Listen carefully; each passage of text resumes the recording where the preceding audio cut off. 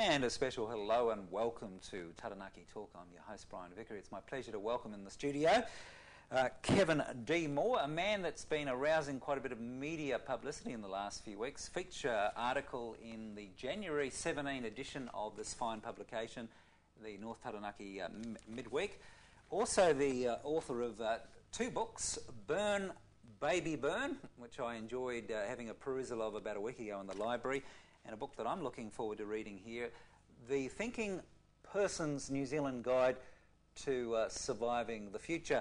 And when this interview plays, it will be after the event, but I understand you're going to give the New Plymouth District Council a bit of a rev up, because in their 10-year plan they don't include some pretty important things like peak oil, global warming and sustainable economics. Welcome, Kevin.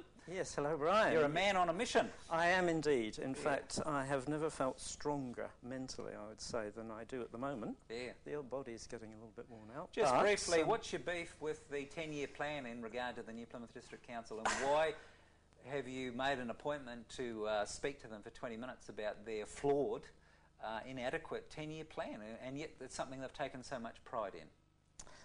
Well, look, this is the document which we were discussing. Yep. And I really believe not very many people have actually read it. If they have, they haven't understood it. Well, it's a bit like the phone book, isn't it? It is, I think. Yeah. And the council produces the things that, right, that's out the way, yeah, we can carry on as usual. Where I actually started reading this, and the reason is because I have done presentations to other councils in the Auckland region, and I'm very interested in the future sustainability of the community that I live in.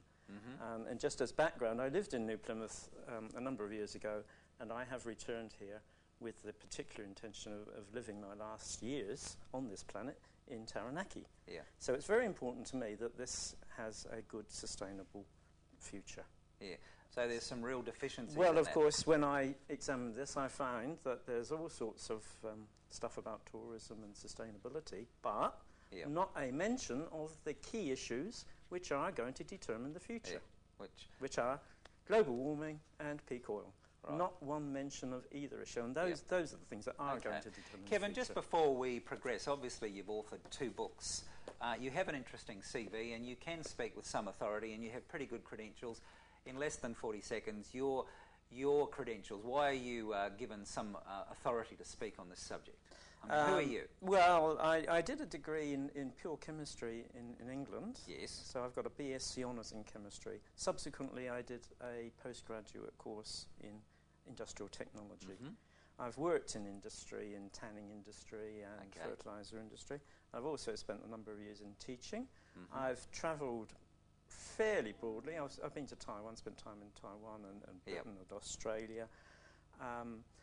I think the chemical training gives one the ability to see things through different perspectives. So academically and professionally you have some qualifications, and also you've been a keen observer of what's been happening in the world and current affairs. All right, so we've established you've got a background there, and obviously in the article in the Midweek you're talking about a crisis confronts the world and Taranaki in New Zealand, and you've also got a recommendation about societal and personal permaculture. So let's look at some of the key issues. Now, I went to the website in regard to peak oil, and I just want to read this. I thought it'd be a good introduction to this interview about the whole thing about the looming crisis in peak oil, and this is what it says. Civilization as we know it is coming to an end soon.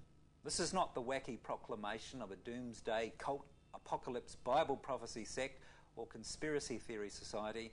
Rather, it is the scientific conclusion of the best paid, mostly widely respected geologists, physicists and investment bankers in the world. These are rational, professional, conservative individuals who are absolutely terrified by a phenomenon known as global peak oil. There's your introduction. Why should we be concerned? What's peak oil? Well, look, I just put together some little bits of information. This represents society as we know it now. And I've done it as a Greek temple because in a sense we do have a kind of religious cult. What we're doing, I don't personally, but as a society, we worship the market. Mm-hmm. We worship consumerism. We worship growth. We worship